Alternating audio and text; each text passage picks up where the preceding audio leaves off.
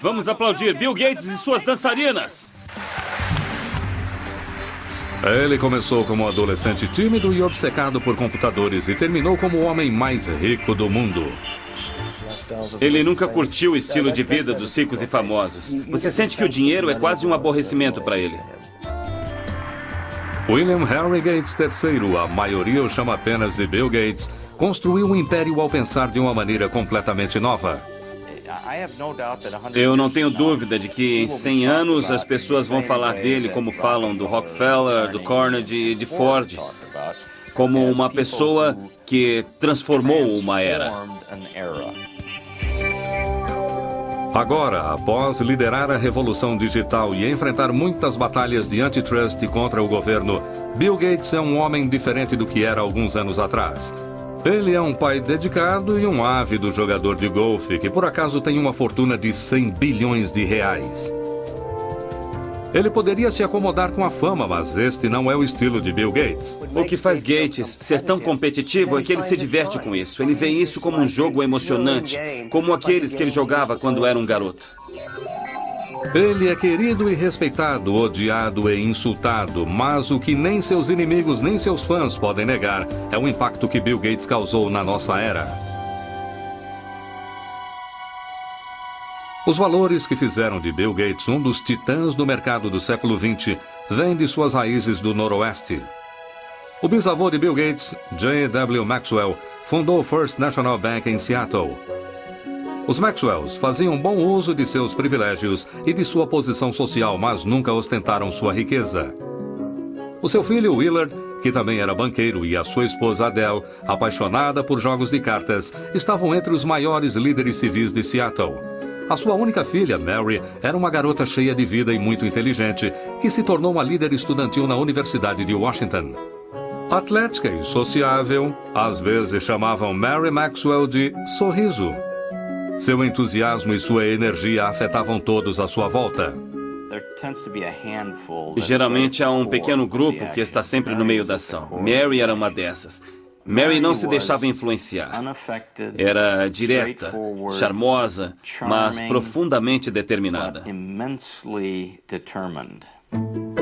Foi na universidade que Mary Maxwell conheceu e se apaixonou por um estudante quieto e estudioso, Bill Gates Jr., que se tornaria um dos advogados de maior sucesso de Seattle.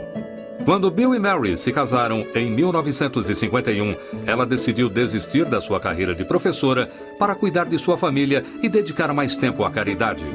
O primeiro dos 3 filhos de Gates, Christy, nasceu em 1953. Depois dela veio seu irmão, Bill Gates III, nascido em 28 de outubro de 1955. Ele recebeu o apelido de Trinca. Isso aconteceu porque ele se chamava William Gates III. E os jogadores de carta na família pensam em tudo com o número 3 como uma trinca. Então ficou Trinca. A sua mãe tinha uma relação muito próxima com Bill desde o começo. Ela chegou a levá-lo às palestras que fazia como voluntária nas escolas de Seattle. Não demoraria muito até que seu filho precoce lesse enciclopédias de A a Z. Muitas vezes ele ficava horas desaparecido. E quando eu lhe perguntava o que estava fazendo, ele dizia: "Estou pensando, mãe." A família Gates dava valor a competições e o jovem Bill adorava testar a sua capacidade em atividades ao ar livre e jogos de tabuleiro. Entre os seus jogos favoritos estava Risk, cujo objetivo é dominar o mundo. E o ainda popular Banco Imobiliário, onde com um pouco de sorte, qualquer um poderia se tornar um magnata.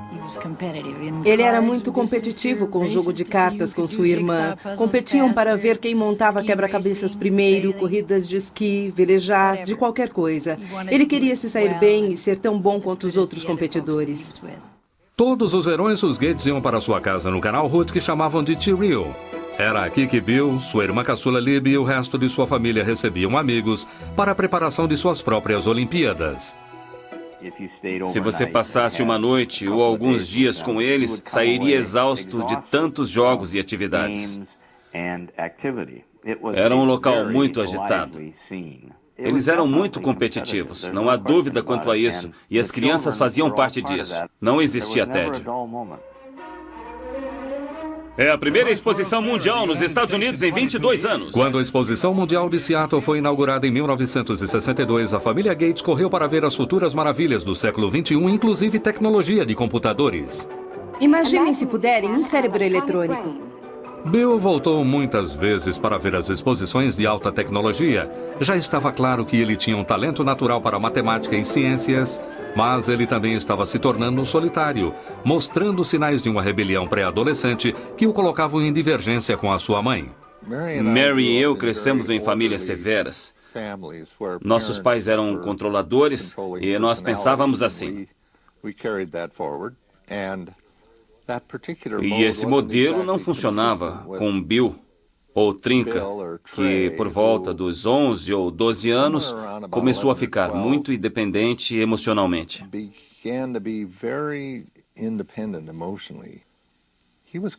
Ele queria decidir sozinho o que iria e não iria fazer.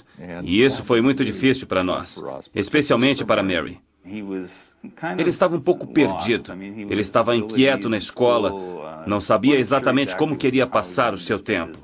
É claro que era muito inteligente, um garoto brilhante, mas estava sem rumo. E ele fez aconselhamento naquela época e também mudou de escola. Apesar de acreditarem na educação pública, os pais de Bill acharam que ele encontraria mais rumo e disciplina em Lakeside, a melhor escola particular de Seattle. E ele começou a desabrochar em Lakeside. Ele era excelente em matemática, era ótimo em todas as matérias e era um incrível aluno de teatro. Ele se interessava pela leitura de todos os tipos de livros e coisas assim. E ele não era apenas voltado à matemática e à ciência. Ele tinha interesses bem vastos. Quando Bill começou o ensino médio em 1969, o programa espacial americano estava no seu auge. Apollo 11 havia levado o homem à Lua em julho. A águia pousou. Mas os computadores que tornaram isso possível ainda eram gigantes eletrônicos que custavam bilhões de dólares e exigiam um exército de pessoas para manuseá-los. A maioria das escolas da época não poderia comprar um computador, mas Lakeside havia feito um negócio incrível que seria decisivo para Bill Gates. Uma empresa de Seattle ofereceu o uso do seu computador através de um teletipo ligado à escola. O jovem Gates ficou fascinado pelas possibilidades daquela máquina primitiva e começou a passar todo o seu tempo livre na sala do computador. A história que contam, e que é verdade, é que ele acordava no meio da noite e saía para mexer no computador. E depois voltava, e não percebíamos que ele tinha saído. Bill Gates dividia essa obsessão com seu amigo de escola Paul Allen, que não poderia ser mais diferente de Gates. Ele não era apenas 2 anos mais velho, mas também muito maior. Enquanto Allen era quieto e meditativo por natureza, Bill podia ser estridente e confrontador. Apesar disso, essa dupla estranha estava destinada a fazer história. Enquanto estudava na prestigiosa escola Lakeside, Bill Gates conheceu Paul Allen, um veterano que dividia sua obsessão por computadores. Eles ficaram amigos escrevendo código de software juntos e também eram competitivos, Paul Allen e Bill Gates. Às vezes eles brigavam.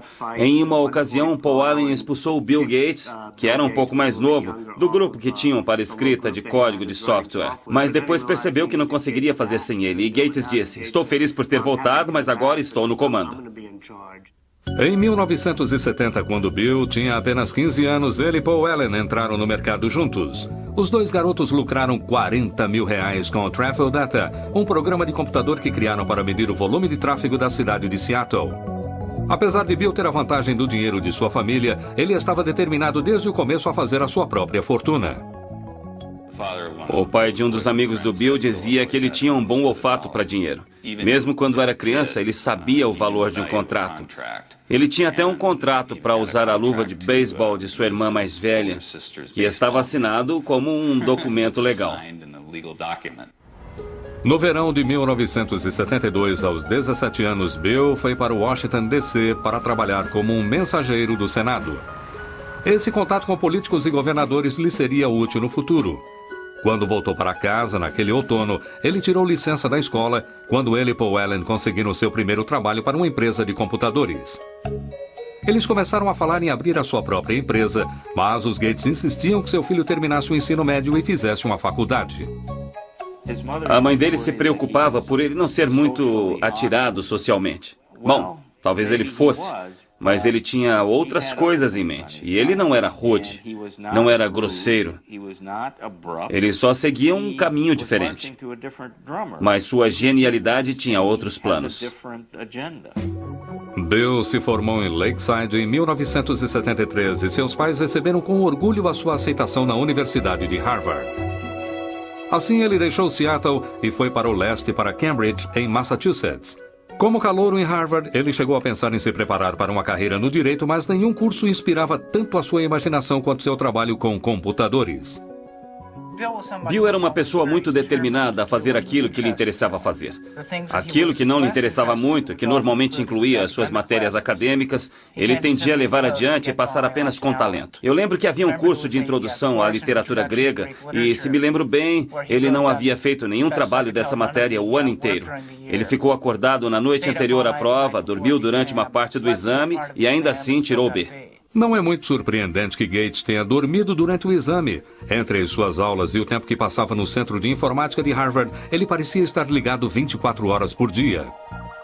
Ele sempre foi muito focado no que estava fazendo. Entrava no quarto, não se trocava e simplesmente deitava na cama, que, é claro, nunca estava arrumada, porque ele não tinha tempo para isso. Ele dormia com a porta aberta, todo vestido, deitava e dormia. E quando estava descansado, já estava de volta à ativa para o próximo passo. Bill descansou o suficiente para fazer grandes amizades em Harvard, mas a vida social não era sua prioridade. Ele namorava muito pouco, com níveis de sucesso variáveis. Entrevistei várias mulheres que haviam saído com o Bill e uma delas me disse que a primeira pergunta que ele fez foi: quantos pontos você fez no SAT? Não era exatamente o que uma jovem queria ouvir, mas era para ele, que havia feito 800 pontos só em matemática. Isso era um motivo de orgulho. E ele queria ter certeza de que quem estivesse saindo com ele também tivesse uma boa pontuação. Bill Gates realmente brilhava na matemática, mas, na verdade, quando ele descobriu que não era o melhor aluno de matemática de Harvard, ele desistiu de se tornar um matemático. Enquanto ele mantinha suas opções acadêmicas em aberto, ele adquiria novas habilidades fora da sala de aula. Ele passava boa parte do tempo jogando pinball, videogame e principalmente pôquer, que era algo que todos faziam muito na faculdade. Mas foi Paul Allen, um antigo colega de escola e sócio de Bill, que lhe deu o seu grande golpe de sorte. Allen havia se mudado de Seattle para Boston para trabalhar. Em dezembro de 1974, ele pegou uma revista para ler na praça de Harvard. A capa da Popular Electronics anunciava a chegada do primeiro microcomputador do mundo, o Altair 8800. Ele correu para mostrar a notícia a Bill. Gates e Allen souberam naquele dia que o computador pessoal chegou para ficar. Eles viram que aquilo teria muito poder e uma dinâmica incrível para a sociedade e reconheceram o momento. O Altair foi criado por uma pequena empresa em Albuquerque, no Novo México, não muito longe do antigo campo de teste atômico de Alamogordo. Ed Roberts, que comandava a empresa, procurava por alguém que criasse um software que rodasse no seu pequeno e exclusivo computador. Gates e Allen o convenceram de que poderiam fazer isso e trabalharam dia e noite no Centro de Informática de Harvard por 2 meses. Em fevereiro de 1975, Paul Allen foi a Albuquerque para testar o programa que ele e Gates haviam terminado. Quando carregou o Altair, com o que Bill Gates chamou de o código mais animal que eu já escrevi, ele funcionou. A importância daquele momento iria mudar Bill Gates e a indústria de softwares para sempre. No verão de 1975, Bill Gates, agora com 19 anos, e seu sócio Paul Allen fundaram a Microsoft. O trabalho com Altair, da empresa de computadores de Ed Roberts, se tornou tão exaustivo que Bill abandonou Harvard logo antes do último ano e se mudou para Albuquerque. A mãe de Bill ficou decepcionada com a escolha do filho. Dissemos a ele que havíamos guardado algum dinheiro para sua faculdade e que, se ele não terminasse em alguns anos, usaríamos o dinheiro para outras coisas. Naquele momento, ele nos assegurou que ficaria bem, que pagaria ele mesmo a faculdade, caso quisesse voltar. Bill tinha certeza de ter feito a escolha certa, mas ganhar a vida com softwares não seria fácil. O cenário do computador pessoal daquela época era de usuários que queriam dividir novas informações e softwares sem ter que pagar por isso. Foi um assunto que colocou Bill em discussão com seus colegas. Era um bando de adolescentes e estudantes que faziam algo fora do comum. E Bill não era muito popular, porque ele dizia: "Ei, pessoal, não roubem essas coisas. Nós criamos isso, é nosso." Ele era um homem de negócios no meio de um monte de nerds e hackers. Na verdade, Bill Gates chegou a escrever uma carta aos apaixonados por computadores criticando por terem feito cópias do programa da Microsoft. Ele disse: "Como a maioria dos que usam computadores deve saber, muitos de vocês roubam softwares. O hardware deve ser pago, mas o software deve ser dividido. Quem liga se as pessoas que trabalharam nisso serão pagas? Isso é justo. Mas aqueles que nos foram delatados perderão no final." Ele era visto como uma espécie de traidor e foi uma mudança, uma ética diferente da que prevalecia na época. Mas eu não sei se a indústria de softwares teria se desenvolvido como fez se alguém não tivesse se prontificado a dizer o que precisava ser dito. Bill também estava em guerra com Ed Roberts, que o considerava mimado e insolente. Os dois discordavam praticamente sobre tudo e Roberts era um adversário formidável. Ed Roberts era um homem grande, ele media cerca de 1,80 m, pesava 130 quilos, e Bill Gates, que fundou a Microsoft com 19 anos, parecia ter 13 anos de idade. E ele enfrentava aquele homem enorme cara a cara, com gritos e discussões de igual para igual. Um último confronto aconteceu em maio de 1977, quando Roberts vendeu a sua empresa e Gates teve que processá-lo para ficar com o software que ele e Paul Allen haviam criado para a empresa. Gates venceu. Somos linha dura com softwares. A Microsoft se expandiu com novas linguagens de software e Gates e Allen começaram a vender seus produtos para outras empresas. No final de 1978, com as vendas beirando o marco de R$2 milhões, eles mudaram a Microsoft de Albuquerque para Seattle. Bill estava feliz por estar de volta e se dedicou para promover a empresa em sua terra natal. Sempre criamos pensando no futuro. Nossa equipe está sempre à procura das últimas tecnologias em hardware e software. Bill Gates era um verdadeiro gênio do marketing da Microsoft. Desde o começo, era ele quem pegava a estrada para tentar vender a sua empresa e o seu software. E muitas vezes ele levava a mãe com ele nessas viagens. A mãe de Bill era muito respeitada e cheia de contatos e ela exerceu um papel fundamental no início de sua carreira. Mary fazia parte de muitos conselhos diretores, além do da Universidade de Washington. Ela estava entre os diretores da United Way e também na diretoria da United Way estava o presidente da IBM. E foi assim que seu filho conheceu o presidente da IBM, através dela. Como seria o computador ideal para sua casa? Em novembro de 1980, a IBM batia a porta da ainda inexperiente Microsoft. A maior marca de computadores do mundo agora queria falar com Gates e Allen sobre a criação de um sistema operacional para sua nova linha de computadores pessoais. Desde o seu primeiro encontro, a IBM não percebeu com quem estava lidando. Ele parecia um adolescente.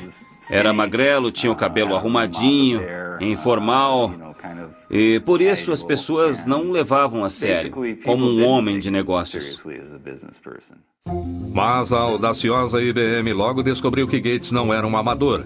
Ele rapidamente os convenceu de que a Microsoft poderia criar o seu novo software.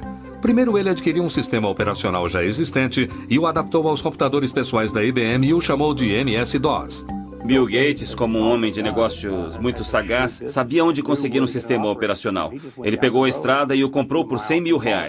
Mas a verdadeira sacada foi que quando eles desenvolveram o sistema operacional para a IBM queria comprar o código original que teria dado a eles a origem do sistema operacional ou ao que se tornou o DOS. Mas ao invés disso, a Microsoft se recusou a entregar os direitos sobre o DOS. Por não possuir os direitos do sistema operacional, a IBM teria que pagar uma licença à Microsoft por cada cópia de DOS que fosse instalada nos seus computadores. E a IBM estava prestes a perder o seu incrível índice de vendas de computadores. O computador pessoal da IBM. Enquanto outras empresas apresentavam computadores pessoais mais baratos que os da IBM, a Microsoft podia vender o mesmo sistema operacional para todas.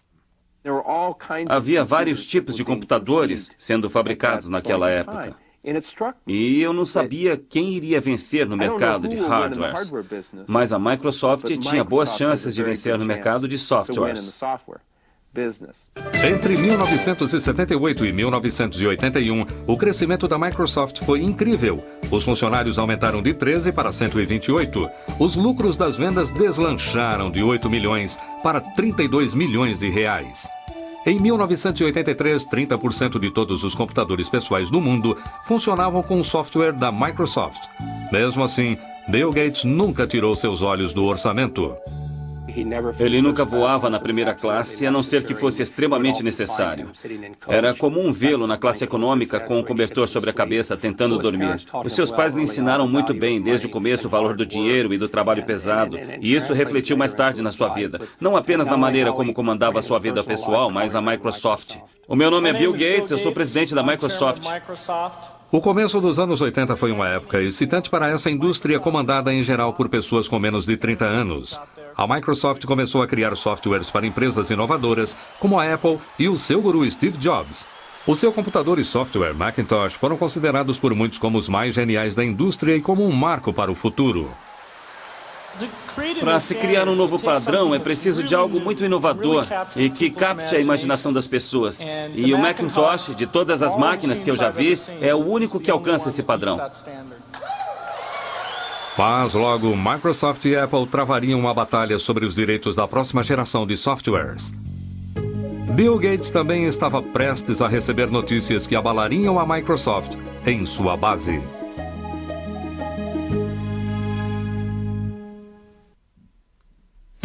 Em 1983, o futuro não podia parecer mais promissor para Bill Gates, agora com 28 anos, e para a Microsoft. A indústria de computadores pessoais estava a mil e havia uma demanda crescente de softwares. Bill Gates e Paul Allen surgiram como os príncipes da era do computador pessoal. Mas no meio da incrível ascensão da sua empresa, eles foram surpreendidos por notícias terríveis. Paul Allen, amigo e sócio de Bill desde o colégio, fora diagnosticado com linfoma de Hodgkin, uma variação do câncer. Isso trouxe uma perspectiva muito diferente para o Bill. Ele sempre foi muito agitado e exigente, e isso o ajudou de certa forma a entender os sentimentos alheios. A doença de Allen regrediu um ano depois, mas ele nunca mais acompanharia totalmente o dia a dia da Microsoft. Para dois homens na faixa dos 30 anos, que haviam criado uma empresa mundialmente importante e faturado milhões, era o fim de uma era. Eu acho que a história irá mostrar que a parceria deles era incrivelmente dinâmica. Eu costumo compará-la aos Beatles, Lennon e McCartney. As músicas que escreveram juntos são as mais marcantes e são tocadas até hoje. Eram ótimos compositores separadamente. Ainda ouvimos as músicas que cada um escreveu, mas eram melhores juntos do que se somar nos seus trabalhos. E Paul e Bill eram assim. Em 1984, Bill Gates se tornou o único rosto da Microsoft. Em abril daquele ano, ele foi apontado pela revista Time como o representante por excelência de um novo tipo de homens de negócios que entendiam tanto de tecnologia quanto de estratégias empresariais. Trabalhando com Bill, você percebe que em quase todas as reuniões e em todas as discussões, Bill sempre apresenta um perfil dos casos. Que tal isso, que tal aquilo? É como se ele fizesse uma relação de tudo o que ele acha que poderia acontecer de uma maneira muito estrutural e estudasse aquilo. Sistemas em modo de segurança muito avançados. A Microsoft era muitas vezes vista como um acampamento de matemáticos onde o estilo de gerenciamento de Gates mantinha o processo criativo funcionando e às vezes instigava sérios confrontos. O Gates mais jovem competia por tudo. Ele chamava qualquer coisa de a ideia mais idiota que já ouvi. E isso fazia parte de um teste para ver... Bom, se você discorda, me convença de que não é a ideia mais idiota do mundo. Desafiar ideias constantemente era necessário para estar no topo de uma indústria instável. Gates arrumou uma equipe que dividia a sua ética de trabalho rígido. Sempre que estávamos trabalhando no lançamento de um novo software, varávamos à noite. Há uma história sobre Bill e Miriam Lovo, a assistente dele. Ela era nova na empresa. Ela chegou numa manhã e não sabia se chamava a polícia porque tinha um cara dormindo embaixo de uma mesa. Mas na verdade era Bill. O esforço valeu a pena. A Microsoft atingiu os 280 milhões de reais em vendas em 1985. Em 1986, Gates lançou o Microsoft Windows. Este seria o programa mais conhecido da empresa. Os críticos logo notaram que o uso do mouse, além dos ícones, tinha mais do que uma leve semelhança ao sistema operacional do Macintosh da Apple, que era considerado de fácil uso. Se sabe usar o dedo, já sabe como usar. Macintosh, o computador para todos nós. A Apple dera a Gates acesso completo à sua tecnologia enquanto ele trabalhava no novo software da Macintosh. Gates havia avisado a Apple anteriormente para licenciar o seu software, mas a Apple estava mais interessada em vender computadores do que softwares, e a sugestão foi ignorada. Mais uma vez, Gates avistou uma possibilidade e a agarrou. Neste setor, nós competimos e colaboramos ao mesmo tempo. Bill conversou comigo uma vez. Ele disse, sabe que sou um competidor, então mesmo sendo seu amigo, não me dê nenhuma informação que não queira que eu use contra você, porque sou seu concorrente. E se você me disser algo que eu possa usar nessa competição, eu farei isso. A Apple decidiu que Gates não ficaria com parte do seu lucro e ameaçou processá-lo pelo Windows. Gates, em contrapartida, diz que ficaria com o software da Microsoft que a Apple precisava para instalar em seus computadores. No final, a Microsoft venceu a Apple no tribunal. Por fim, a Microsoft venceu ao mostrar que, apesar das similaridades operacionais dos dois computadores, cada função individual do Windows era extremamente diferente das funções individuais do Macintosh. Apesar de a primeira versão do Windows estar longe da perfeição, trouxe uma nova base financeira e criativa à Microsoft. Em 1986, Bill Gates abriu as ações da empresa. Ele possuía 45% das ações, o que fez dele um bilionário aos 31 anos. Ainda assim, Gates nunca se sentiu seguro sobre a posição de sua empresa. Ele não queria falhar. E quando você tem essa preocupação, quando você está sempre de olho no seu retrovisor para ver quem está tentando sabotar a Microsoft, num certo dia isso o consumiu. E isso, sem dúvida, fez dele o ser humano mais competitivo da indústria de computadores pessoais. E ele é guiado por uma energia incandescente. Gates também ganhava a reputação de ser cruel e algumas forças poderosas começaram a se colocar contra ele. Agora que os PCs haviam decolado, a IBM havia decidido modificar o seu sistema operacional para substituir o DOS, que era licenciado à Microsoft. Ele foi chamado de OS/2. Estávamos preocupados em saber se aguentaríamos o baque, por assim dizer, ainda mais por ser uma verdadeira pancada. A IBM era uma empresa muito poderosa, com muitas equipes de software, com muito dinheiro e com muito potencial para tirar a Microsoft do mercado operacional. Ironicamente, a Microsoft teve o seu papel no desenvolvimento do OS/2, mas Bill Gates não pensava em desistir do seu próprio software. Ele decidiu arriscar a fortuna da sua empresa e a sua própria reputação com o software Windows, para que a sua equipe continuasse a trabalhar, mesmo que isso significasse perder a IBM, o seu maior cliente. Em 22 de maio de 1990, a Microsoft lançou o Windows 3.0. Essa versão nova e aperfeiçoada logo se tornou campeã de vendas. No final das contas, o OS/2 não conquistou o mercado, deixando para a Microsoft o monopólio dos sistemas operacionais de PCs. Agora, a Comissão de Comércio Federal começava a receber reclamações de que Gates estava usando seu domínio sobre os sistemas operacionais para acabar com a concorrência, diminuindo o preço dos produtos da Microsoft. Parecia que o presidente conciliatório da Microsoft estava ganhando uma imagem de predador. Bill Gates não é um homem bruto. Ele só precisa vencer. Podia até ser uma vitória feia. Não importa. É sempre uma vitória. Os preços predatórios não eram a única acusação atribuída à Microsoft. Em 1993, o Departamento de Justiça deu início a uma nova investigação. Gates teria de enfrentar um de seus maiores oponentes, o governo dos Estados Unidos. Em 1993, Bill Gates e a Microsoft estavam mais uma vez sob investigação pelo Departamento de Justiça americano. Eles avaliavam queixas de que a Microsoft estaria cobrando as licenças das marcas de computadores com base no número de computadores vendidos, incluindo aqueles que não utilizavam o software Windows. Eles fizeram com que os fabricantes de computadores pagassem pelo software da Microsoft, mesmo que não fossem instalados em seus computadores. E, como consequência disso, impediram a entrada de concorrentes no mercado. O Departamento de Justiça acusa a Microsoft, a maior empresa de softwares do mundo, de utilizar práticas ilegais de marketing de quebras de contratos.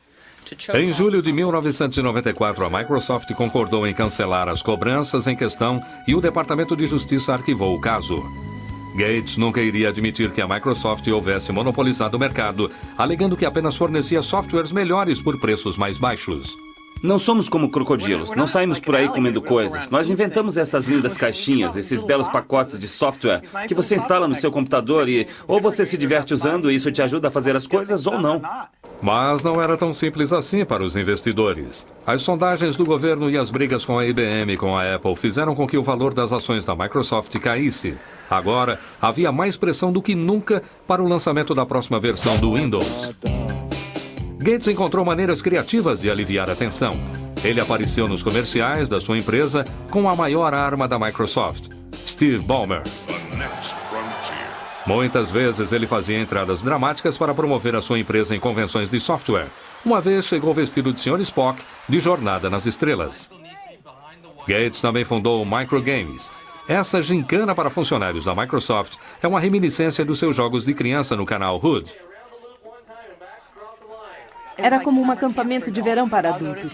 Todos iam para a casa dele. Ele passava meses pensando quais seriam os jogos. Era como um mestre de cerimônias. Ele montava as nossas equipes com muita atenção à dinâmica das equipes e como poderíamos interagir.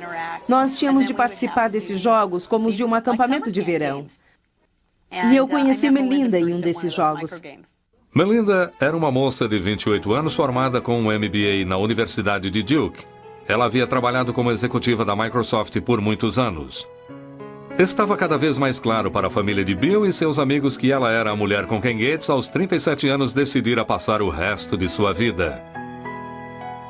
Ele namorou Melinda por bastante tempo antes de se casarem, e eu os acompanhei com o passar dos anos. Eles sempre pareceram ter uma relação especial, um nível de intimidade, de conexão intelectual que soltava faíscas. Ela é realmente uma pessoa maravilhosa, é perfeita para ele.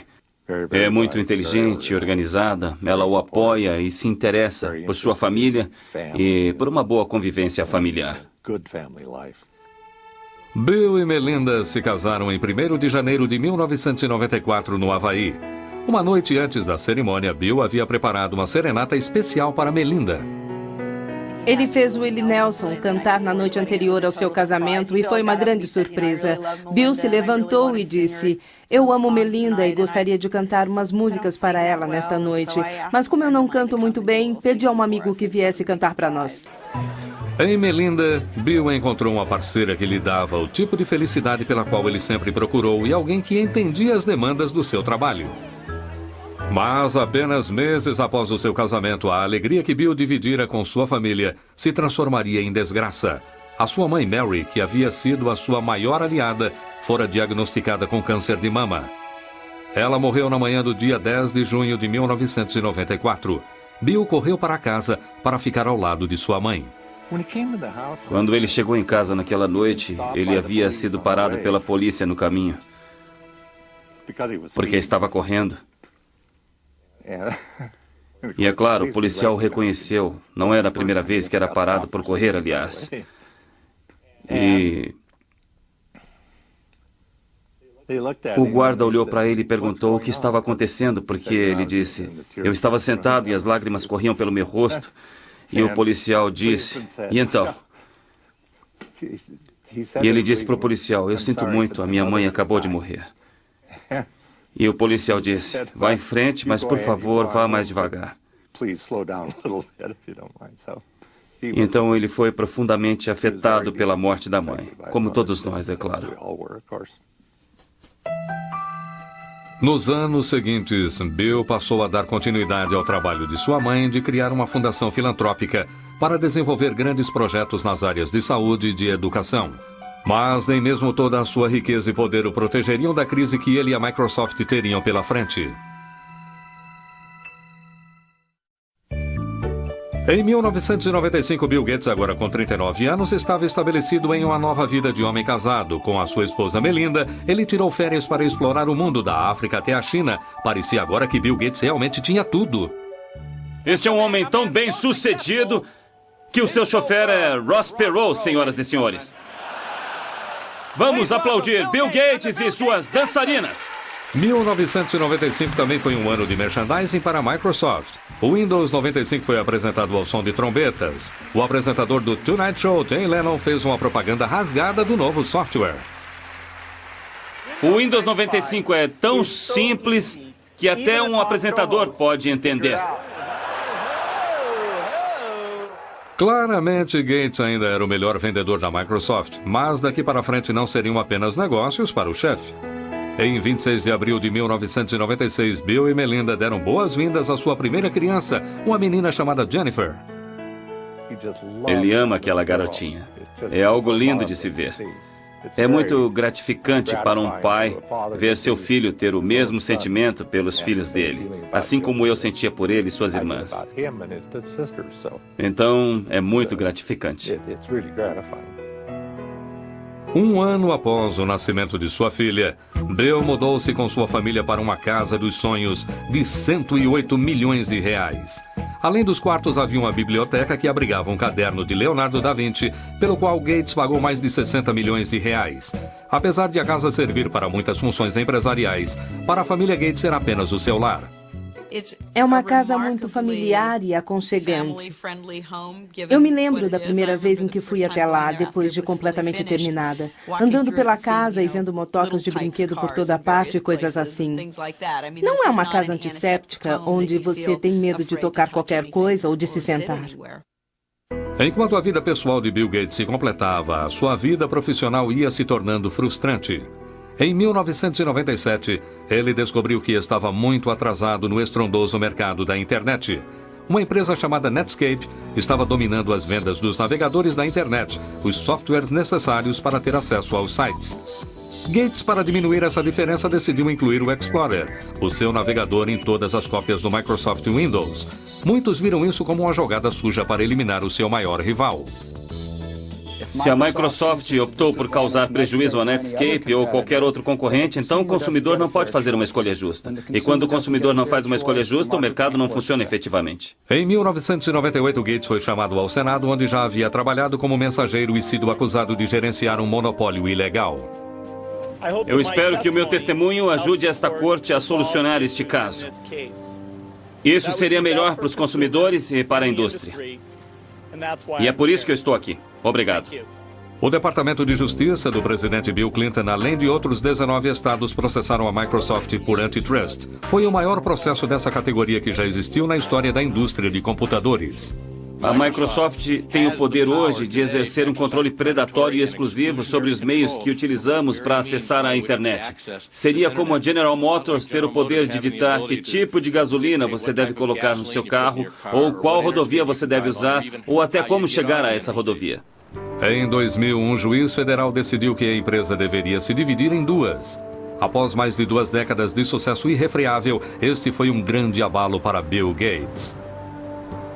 O julgamento de antitrust afetou Bill Gates profundamente. Ele ficou muito sensibilizado com as acusações de que ele seria petulante, de que era arrogante, de que não respondia todas as perguntas com honestidade e de que estaria tentando dificultar o trabalho dos promotores. O processo antitrust durou 4 anos e custou milhões de dólares à Microsoft por honorários legais. Por fim, em 2002, o Departamento de Justiça, sob o comando do presidente George Bush, ofereceu à Microsoft um acordo favorável. Seria um momento de fúria para os detratores da Microsoft e um momento triunfante para Bill Gates e sua empresa. Durante o processo por antitrust, Bill Gates surpreendeu a todos ao deixar o cargo de presidente da Microsoft e se dividir entre a presidência e o cargo de arquiteto-chefe de softwares. A vaga de presidente ficou para o seu velho amigo de Harvard, Steve Ballmer. Eles eram velhos amigos e Gates realmente só queria ser o homem das ideias. Ele queria dar um passo para trás. E foi isso que ele fez. E isso funciona muito bem hoje. Foi difícil para ele abandonar a sua cria, mas ele se acostumou. Na última década, Bill Gates esteve em uma missão: dividir a sua riqueza. Em 2000, ele abriu a Fundação Bill e Melinda Gates, que gasta centenas de milhões de reais todos os anos com computadores, vacinas e medicamentos para os mais necessitados. Os mundos dos ricos e dos pobres são muito separados. A conscientização da crise da AIDS e das intervenções efetivas que podem ser tomadas é muito defasada. Chegou a hora de mudarmos tudo isso. Ele já disse publicamente que não deixará sua vasta fortuna para seus filhos. O que o Bill Gates disse é que irá doar, antes da sua morte, 90% da sua fortuna. Bill Gates se tornou um ícone mundial. O seu segundo livro, A Empresa na Velocidade do Pensamento, foi publicado em 25 idiomas e está disponível em mais de 60 países. Em 2004, a revista Forbes o classificou como a pessoa mais rica do mundo pelo 11º ano consecutivo. O seu patrimônio líquido de 100 bilhões de reais lhe proporciona algum tempo para se divertir, mas não muito. A indústria está sempre mudando. É o jogo perfeito, porque nunca tem fim. Você não pode sentar e relaxar. Apesar de tudo, William Henry Gates III se manteve o mesmo competidor de sempre. Pensando no futuro, esse visionário investe muito de sua energia em expandir a Microsoft para territórios globais, como o Oriente Médio e a China. Enquanto isso, Gates e a Microsoft estão focados em aperfeiçoar o seu software para combater vírus e spams. Dizem que o próprio Gates recebe 4 milhões de e-mails de spams todos os dias. Independente de como será lembrado, um barão da indústria, um filantropo ou simplesmente como o cara que tirou as maiores vantagens, ninguém pode negar que ele mudou a maneira como o mundo opera e se diverte. Quando os biógrafos e historiadores se voltarem à história do século XX, Bill Gates irá aparecer como o melhor homem de negócios do nosso século e a Microsoft como uma das melhores empresas do século XX. É impressionante o que essa empresa foi capaz de fazer em tão pouco tempo. Esta é uma das maiores histórias de sucesso do século XX. Distribuição Logon Editora. Versão